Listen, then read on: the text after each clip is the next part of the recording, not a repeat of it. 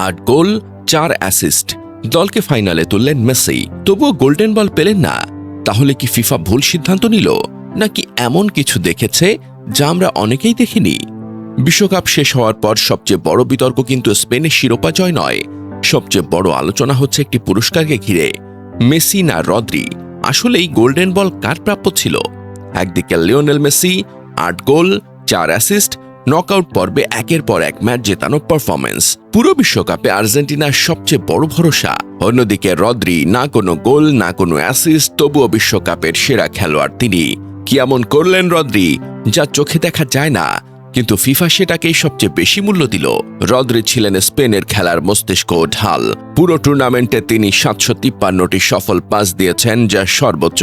তার পাসের সফলতার হার ছিল 94%।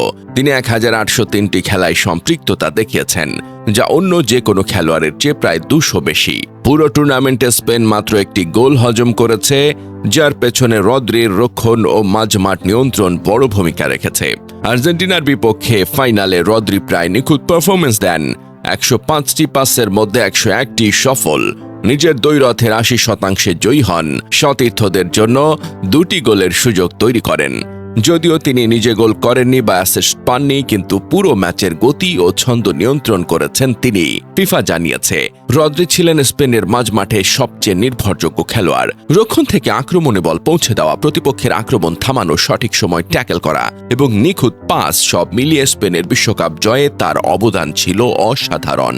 মেসি কি গোল্ডেন বল পাওয়ার যোগ্য ছিলেন? অনেকের মতে হ্যাঁ, কারণ তিনি গোল করেছেন, অ্যাসিস্ট করেছেন, দলকে বাঁচিয়েছেন, ফাইনালে তুলেছেন, বিশ্বকাপে সবচেয়ে বেশি ম্যাচে ম্যাচ সেরা হয়েছেন। ফুটবল বিশ্লেষকদের একটি বড় অংশের মতে আক্রমণ ভাগে মেসির মতো প্রভাব আর কারো ছিল না। তাহলে রদ্রি কেন জিতলেন? কারণ ফিফা মনে করেছে স্পেনের বিশ্বকাপ জয়ের সবচেয়ে বড় ভিত্তি ছিল তাদের মাঝমাঠের নিয়ন্ত্রণ, আর সেই নিয়ন্ত্রণের কেন্দ্রবিন্দু ছিলেন রদ্রি। তিনি গোল করেননি, কিন্তু স্পেনকে খেলিয়েছেন, প্রতিপক্ষকে খেলতে দেননি। পুরো টুর্নামেন্টে স্পেনের ছন্দ, বলের দখল, রক্ষণ ও আক্রমণের সংযোগ সবকিছু পরিচালনা করেছেন তিনি। ফুটবলে এমন খেলোয়াড়দের অবদান পরিসংখ্যানে সবসময় ধরা পড়ে না, কিন্তু কোচ ও বিশ্লেষকদের কাছে তাদের মূল্য অনেক বেশি। মাত্র 1 বছর আগে গুরুতর হাঁটুর চোটে প্রায় 8 মাস মাঠের বাইরে ছিলেন রদ্রি।